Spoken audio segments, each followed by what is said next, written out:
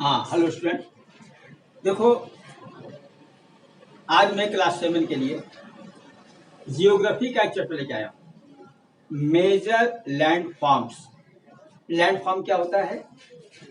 जमीन के ऊपरी सतह की बनावट, जिसको टोपोग्राफी भी कहते हैं। लैंड फॉर्म्स को टोपोग्राफी भी कहा जाता है। मतलब structure of the upper layer of the earth, ये लैंडफॉर्म्स कहलाता है। टोपोग्राफी या जमीन के ऊपरी सतह की बनावट, ये चैप्टर है जियोग्राफी का। छोटा चैप्टर है, but it is very much most important. बहुत महत्वपूर्ण है, छोटा सा चैप्टर। देखो, जो जमीन की सतह है, लैंड फॉर्म्स है, ये दो चीजों पर डिपेंड करती है। एक तो इंडोजेनिक फोर्सेस, एक एक्सोजेनिक फोर्सेस।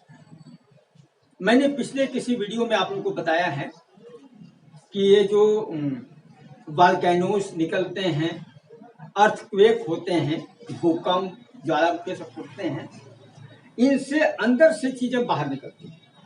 वोल्केनो में तो अंदर से लावा वगैरह निकलता है, वो पूरा पहाड़ ही बना देता है।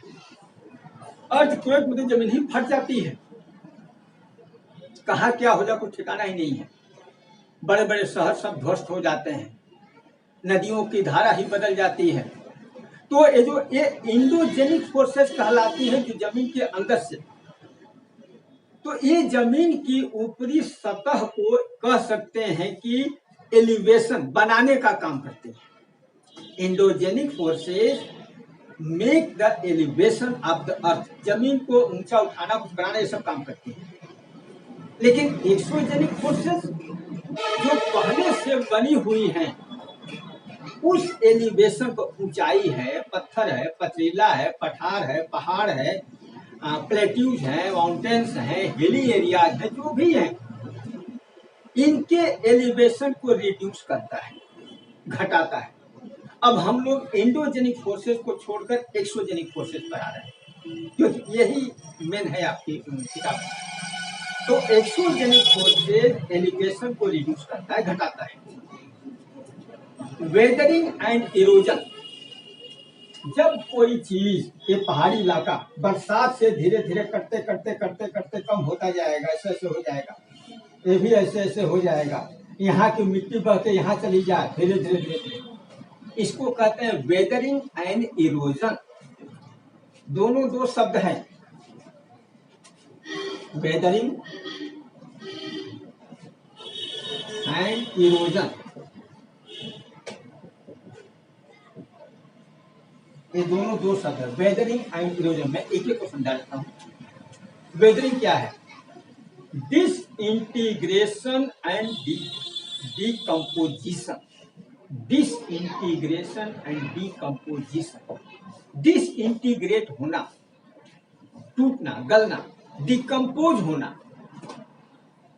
पहाड़ों पर जो बड़ी बड़ी रॉक्स हैं, चट्टाने हैं, ये हीट से, कोल्ड से, फ्रॉस्ट से, प्लांट से, एनिमल से, केमिकल से फटती रहती है। जैसे बहुत समय तक पत्थरों पर धूप लग रही है, वो गर्मी होने से बढ़ते हैं, चटकते हैं, फिर सर्दी हो रही है, सिकुड़ते हैं, तो फैलना सिकुड़ना चटकते रहते हैं।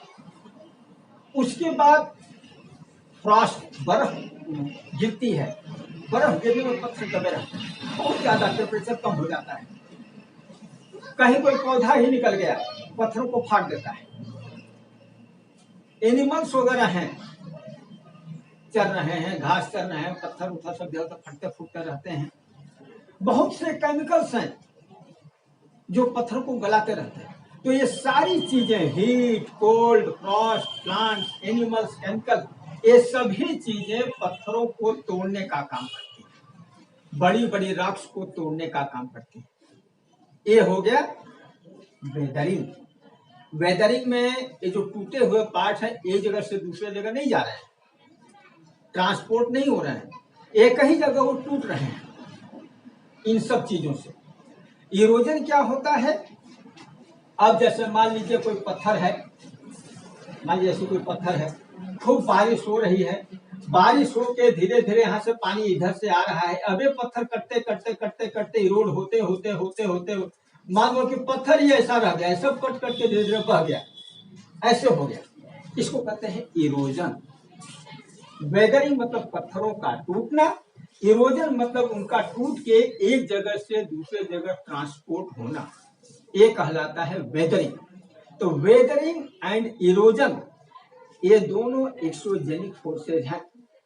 अब देखो इरोजन, वेदरिंग और इरोजन के बाद इरोडेड मटेरियल का ट्रांसपोर्टेशन होता है एक जगह से दूसरी जगह। इन दोनों चीजों के बाद ये सब पानी हवा बह के या चाहे उड़ के इनका ट्रांसपोर्टेशन होता है। ट्रांसपोर्टेशन एक जगह से दूसरे जगह जाना। अब मान लो बारिश हुई, पत्थर उथर फट गए, बाहर बह के आ गए, कंकड़ पत्थर बालू सब नदियों में बह के आते रहते हैं, ट्रांसपोर्ट वो कहीं न कहीं जाम के जमते रहते हैं, सेटल होते रहते हैं। देखिए आकर नदियों में बाढ़ आई हुई, कितना बालू आता है बाहर से, हर साल कितनी रेत आती है, ये डिपोजिट होती रहती है, डिपोजिशन, ये डिपोजिशन डिपॉजिट होती रहती है। अब इसके लिए कौन कौन सी चीजें हैं, इन सभी के लिए रनिंग वाटर, बरसात का पानी बह के आ रहा है, नदियों में आ रहा है, झीलों में जा रहा है, समुद्र में जा रहा है, रनिंग वाटर। सी वेव्स, समुद्र की बड़ी बड़ी लहरें, वो तो पता नहीं कितना किनारा काट के ले जाए, कितना जाके वहां लाद दे, भर दे, पूरा खबर डिपॉजिट कर दे। और ग्लेशियर, मैं थोड़ा सा रनिंग वाटर का समझा दूं। जब खूब बरसात होती है तो बरसात का पानी पहाड़ों पर से पत्थरों को साथ लेके आता है। आप लोग टीवी में देखते होंगे कि फला जगह उत्तराखंड में या जम्मू में या कहीं भी पूरा पहाड़ ही गिर रहा है, वो सारी मिट्टी पेड़ पौधे सब इरोड होके सब नीचे गिरते रहते हैं, नदियों में आते रहते हैं। तो रनिंग वाटर के साथ ये सारी चीजें आती रहती हैं, मैदानी इलाके में आके जम जाती है या समुद्र में चली जाती है।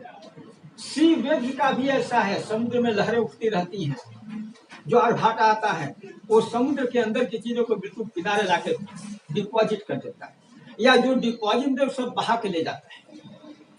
इसलिए ग्लेशियर, ग्लेशियर क्या होता है, पहाड़ों पर जब खूब बर्फ पड़ती है तो कई कई फीट बर्फ हो जाती है। वो बर्फ जब ऊपर से ज्यादा वेट हो जाता है या हल्की नीचे से पिघलती है तो सरकती है। जब वो सड़क के आती है तो अपने साथ बड़ी बड़ी चट्टानों को, रॉक्स को साथ लेके आती है, और जैसे जैसे नीचे आएगी वैसे वैसे वो अपने साथ पत्थरों को लेती हुई नीचे आएगी, पेड़ पौधों को सबको तोड़ती नीचे आएगी। कहीं घाटियों में जम जाती है, तो कहीं वैलीज, कहीं कुछ बना लेती हैं, नदियों, वहां नदियों की धारा ही बदल जाती है, बड़ी बड़ी झीलें बन जाती हैं इन ग्लेशियर्स की वजह से। तो ये सब चीजें हैं। अब देखिए, जब नदियां पहाड़ों से नीचे उतरती हैं, पहाड़ों से, तो पहाड़ अगर हार्ड रॉक है तो उस पर से पानी नीचे गिरता है। तो एजेंट ऑफ डिग्रेडेशन, वो नदियां जो है क्या हो गई, एजेंट हो गई, डिग्रेड करने की, कोरोड करने की, इरोजन की एजेंट हो गई। पानी जो है एजेंट हो गया, नदियों का पानी वो अपने साथ बहा के ले आता है। अब इसमें दो चीजें हैं, वाटर का वॉल्यूम और स्लोप। जितना ज्यादा पानी होगा, जितना ज्यादा स्लोप होगा, उतने ही ज्यादा बहा के ले जाएगा। तो जब ऊपर से कोई हार्ड मटेरियल, हार्ड रॉक है, वहां से नीचे गिर रहा है, तो आई शेप्ड, बिल्कुल आई शेप्ड वैलीज बनती हैं, आई शेप्ड वैलीज, बिल्कुल घाटी ऐसे। इस तरह की वैलीज बनती हैं। पानी ऊपर से गिर रहा है यहाँ से और एकदम गड्ढा बनाता जाता है, फिर हम बढ़ता जाता है। आई शेप्ड वैलीज बनती हैं, इनको कहते हैं आई शेप्ड वैलीज, सीधे गहरी होती हैं। उसके बाद इन आई शेप्ड वैलीज में कुछ और चीजें इसके साथ में है, इनको मैं समझा दूं। ये जो आई शेप्ड वैलीज हैं, आई शेप्ड वैलीज, इन आई शेप्ड वैलीज को हम लोग गॉर्जेस या कोरियंस भी कहते हैं। गॉर्जेस, GORGES, आर कोरियंस, गॉर्जेस या कोरियंस भी कहते हैं। अब ये गॉर्जेस कहते हैं वही जो घाटियां हैं, गहरी गहरी घाटियां, ये गॉर्जेस या कोरियंस कहलाती हैं। आई शेप्ड वैलीज, यही झरने बनते हैं, वाटरफॉल्स जो हैं वो यही बनते हैं। जब नदी प्लेन इलाके में आती है, जैसे हरिद्वार के बाद जब गंगा जी आती है प्लेन इलाके में, तो नदी जगह जगह से घूम जाती है। ऐसे आते आते मान गई, ऐसे घूम गई, ऐसे घूम गई, ऐसे घूम गई, ऐसे जा रही है, ऐसे। अब नदियां जो हैं जब प्लेन इलाके में आती हैं तो ऐसे कर्व बनाती हैं, लूप बनाती हैं, कर्व, ऐसे कर्व या लूप बनाती हैं। बाद में ये धीरे धीरे, अगर यहाँ बहुत ज्यादा मटेरियल जमा हो गया, ये धीरे धीरे ऐसे हो जाता है और ये चीज जो है ऐसे रह जाती है। अब वाटर यहाँ से आया, यहाँ निकल गया, ये पूरा पानी भर जाएगा। तो इनको मिएंडर्स भी कहा जाता है। मिएंडर्स, MEANDERS, या ऑक्स वो लेक्स, झीलें होती हैं, ऑक्स वो लेक्स, इनको मिएंडर भी, जो लूप बनता है, मिएंडर भी कहते हैं या ऑक्स वो लेक्स भी कहते हैं। क्योंकि यहाँ मिट्टी जमा हो जाती है, पानी घर बनेगा, ये पूरी पूरी झील टाइप बन गई, ऑक्स वो लेक भी कहते हैं। और प्लेन इलाके में आने के बाद नदियां क्या करती हैं, अपने किनारों पर खूब रेत पैदा कर देती हैं, थोड़ा किनारा ऊंचा हो जाता है, उसको लेवीज कहा जाता है, LEVES। नदी, मान लो ये नदी है, पानी यहां से जा रहा है, यहाँ का किनारा रेत वगैरह से थोड़ा ऊंचा हो गया, जिसको हम लोग नहीं कहते हिंदी में करार बन गया है, थोड़ा ऊंचा हो गया। ये जो ऊंचा वाला इलाका है ये लेवीज कहलाता है। और जब नदी समुद्र के पास जाती है तो माउथ ऑफ रिवर, जब नदी समुद्र के पास जाती है तो वहां जाते जाते बहुत ज्यादा मिट्टी जमा हो जाती है। समुद्र के पास जाने वालों को नदी जा रही है, समुद्र के पास जाके इतनी रेत, इतनी मिट्टी, इतनी सिल्ट जमा हो जाती है कि नदी की धारा कई जगह से बढ़ जाती है, कई जगह से सब। और कोई कई सारी नदियां भी इनमें आके मिलती हैं, इनको ट्रिब्यूटरीज कहा जाता है, सहायक नदियां, ट्रिब्यूटरीज। जैसे गंगा की बहुत सारी सहायक नदियां ट्रिब्यूटरीज है। ये नदियां जब समुद्र के पास जाती हैं तो ऐसे ऐसे पूरा डेल्टा, पूरा चौड़ा मैदान हो गया, पूरी रेत जम गई, ये पूरा डेल्टा बन जाता है। इसको क्या कहते हैं, डेल्टा, डेल्टा बन जाता है, खूब चौड़ा, कई कई किलोमीटर तक चौड़ा डेल्टा बन। जैसे गंगा ब्रह्मपुत्र का डेल्टा देखिए, कई किलोमीटर में फैला हुआ है, वहां सारे नदियां जाके जमा कर देती हैं। और उसके बाद कुछ नदियां ऐसी हैं जो डेल्टा नहीं बनाती हैं।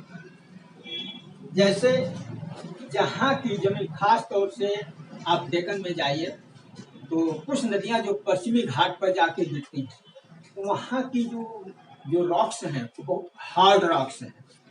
हार्ड रॉक्स, वो नदियां सीधे जाके और सीधे समुद्र में गिरती हैं, सीधे समुद्र में, कोई डेल्टा नहीं बनाती हैं। तो उसको होता है एस्टुअरी, ESTUARY, एस्टुअरी या एस्टुअरी। जब नदियां डेल्टा नहीं बनाती हैं तो इनको एस्टुअरी या एस्टुअरी कहा जाता है। देखिए इतना सब तो आपके लिए हो गया। अब मैं थोड़ा सा आप लोगों को और इसके थोड़ा सा आगे और बता दूं। मैं बात कर रहा था ग्लेशियर की, नदी का हो गया। अब ग्लेशियर पर आ जाइए। ग्लेशियर को मूविंग आइस भी कहा जाता है, मूविंग आइस।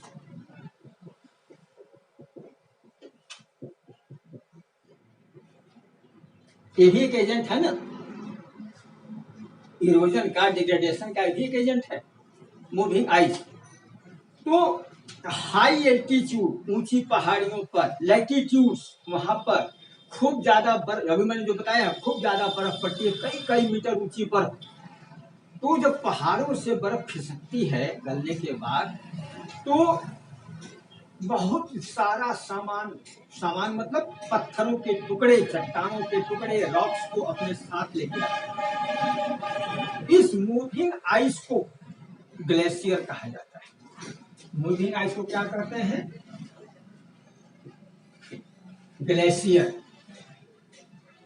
और ये ग्लेशियर जब कहीं घाटी में गिरते हैं, मान लो ऐसे ये घाटी है, अगर ये ग्लेशियर पत्थरों को लेके आए तो यहाँ तो पूरी सब पत्थर ही पत्थर भर जाते हैं, और ऊपर से ये सारी की सारी बर्फ, ये सारी की सारी बर्फ की चट्टानें भर जाती हैं। तो अब जो वो घाटी होती है वो यू शेप्ड हो जाती है, यू शेप्ड। वो जो वैली है उसमें आई शेप था, नदी में पानी गिरता है, इसमें यू शेप, तुम जैसा पत्थर पत्थर भर गया, बर्फ बर्फ भर गई, वो यू शेप हो जाता है। और इनकी जो वो है, ये तो देखो स्टिफ है ना, किनारे किनारे स्टिफ है इससे से, और बीच में ये हो गया ऐसे, नीचे सारा पत्थर भर गया हुआ है। ऐसे झीलों को ग्लेशियल लेक कहते हैं, ग्लेशियल लेक्स कहते हैं, ऐसी झीलों को ग्लेशियल लेक्स कहते हैं। ठीक है, उसमें ऑक्सबो लेक्स था, ऑक्सबो लेक, इसमें ग्लेशियल लेक्स है। अब देखिए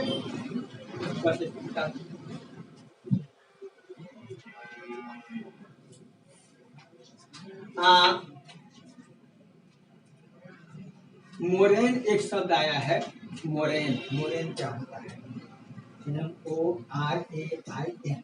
अभी मैंने जो आपको यू शेप वैली का बताया, यू शेप वैली में जो रॉक्स का डिपोजिशन हो जाता है, जो उनकी पाइल्स बन जाती हैं, उन्हीं को मोरेन कहा जाता है। ग्लेशियर के द्वारा जो पाइल्स ऑफ रॉक्स डिपॉजिट होते हैं उनको मोरेन कहा जाता है। इतना क्लियर हो गया। अब तीसरी चीज आइए फिर सी वाटर पर, जो मैंने आपको बताया था, वर्क ऑफ वेव्स।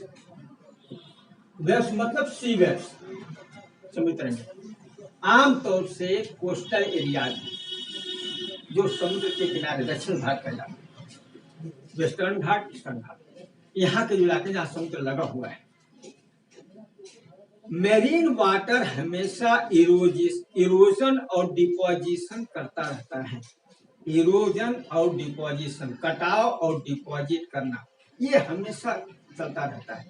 कई बार तो पानी की धाराएं पत्थरों को काटती रहती है, बिल्कुल ऊंचा ऊंचा बना देती है। अगर मान लीजिए ये कोई पत्थर है बड़ा सा, और यहाँ समुद्र की लहरें आ रही हैं, ये लहरें धीरे धीरे इसको काटते काटते, टकराते टकराते, काटते काटते इसको बिल्कुल ऐसा बना देती हैं, एकदम ऐसा, इस तरह का ऐसा। इसको कहते हैं सी क्लिफ, सी क्लिफ, इसको सी क्लिफ कहा जाता है। अब ये हिस्सा ऊपर का बच गया, इसको कहते हैं स्टैक्स। कई बार तो ऐसे करते करते बिल्कुल ऐसे ऐसे हो जाता है, इसको स्टैक्स कहा जाता है। और अगर ये ऊपर का हिस्सा भी टूट के गिर जाए बिल्कुल ऐसे, तो कहेंगे स्टम्प। स्टम्प्स हैं। ये सब शब्द हैं। इन शब्दों को आपको जानना बहुत जरूरी है। स्टम्प्स क्या होते हैं, स्टैक्स क्या होते हैं, सी पिच क्या होते हैं। अब एक चीज और है, बीचेज। उसको बता दूं आप लोगों को, सी बीचेज। आप लोगों ने सी बीच का नाम सुना होगा।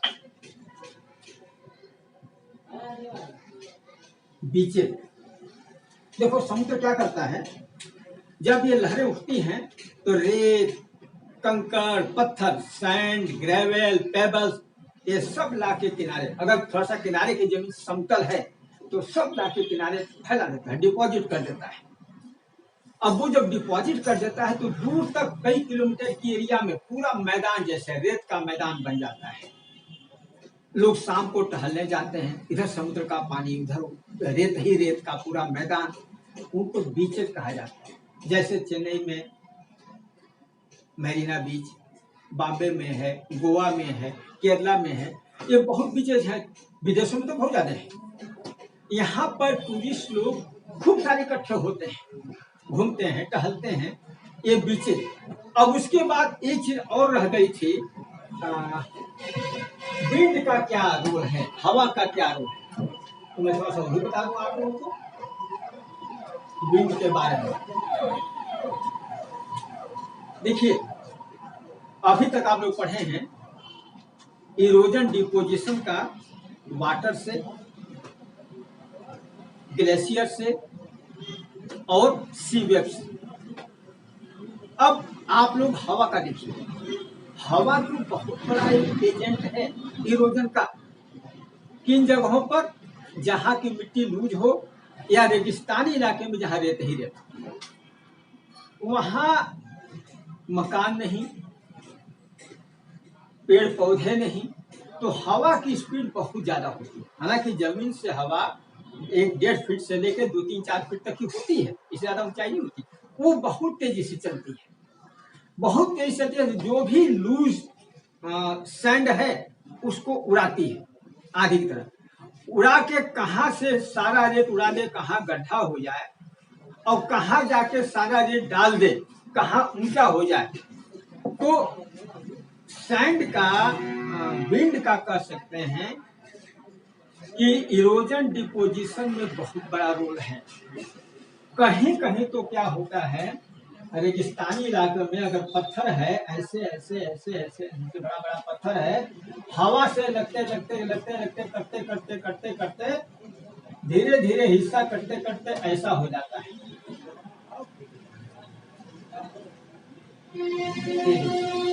ऐसे ऐसे ये हवा के कटाव से जिस दिशा से हवा बहे, मैं तो दोनों दिशा से दिखा रहा हूँ हवा बहे, ये नीचे का हिस्सा पूरा कटता जाता है। कभी कभी तो लगता है कि ये हिस्सा बिल्कुल कट के पतला रह गया है और इसके ऊपर एक दूसरा ही एक स्टोन का बड़ा सा टुकड़ा रखा हुआ है, बड़ी सी रॉक रखी हुई है। इस तरह की ऐसी रॉक्स को मशरूम रॉक्स कहते हैं। मशरूम रॉक ऐसी कहा जाता है, जो मशरूम की तरह बन जाए। ठीक है, बाद में गिर भी जाते हैं। अब देखिए, एयर के द्वारा ये जो इरोजन होता है, ये एग्रीकल्चर और सेटलमेंट के लिए बहुत खतरनाक है। अगर ये रेत आधी हवा के साथ बहती हुई ऐसे इलाके में जाके डिपॉजिट हो गई जहां लोग खेती करते हैं, तो उनका तो सारी खेती ही ढक जाएगी रेत से। सेटलमेंट, सारे घर वगैरह सब, देखो अभी जयपुर में बाढ़ आई थी अभी 1-2 दिन पहले की बात है।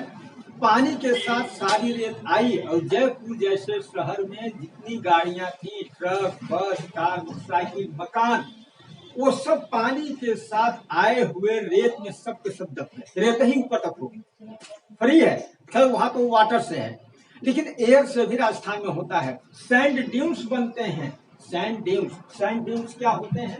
अक्सर इसका नाम आता है। देखो, जैसे मान लो ये रेत है, हवा चल रही है, इस रेत को उड़ा के कहाँ ऊंचा बना देगी, कहाँ नीचा बना देगी, कुछ ठिकाना नहीं है। कभी कभी क्या होता है कि ये यहाँ से रेत उड़ी और दूर कहीं जाके पूरा ऐसे बन गई, पूरा रेत ही रेत। और ये जो सैंड ड्यून्स होते हैं, सैंड ड्यून्स, ये कई कई 100 फीट ऊंचे होते हैं, कई कई 100 फीट ऊंचे होते हैं। इनको सैंड ड्यून्स कहते हैं, रेत की ढेरियां समझ लीजिए। तो ये जो चैप्टर आपका है मेजर लैंडफॉर्म्स, बहुत सुंदर है, बहुत इंपॉर्टेंट है, आपको बहुत ध्यान से पढ़ना है। इसमें से कई सारे क्वेश्चन बनते हैं, कॉम्पिटिटिव एग्जाम के हिसाब से कई सारे क्वेश्चन पूछे। जितने मैंने शब्द बताए हैं ये सारी चीजें पूछी जाती है, इसको आप लोग बड़े ध्यान से पढ़ना। वीडियो को लाइक और शेयर जरूर करो, ताकि मैं आगे जहां से लगे कि हाँ और ज्यादा बताना है तो और अच्छा बना के भेजूं। ठीक है, थैंक यू एवरीवन।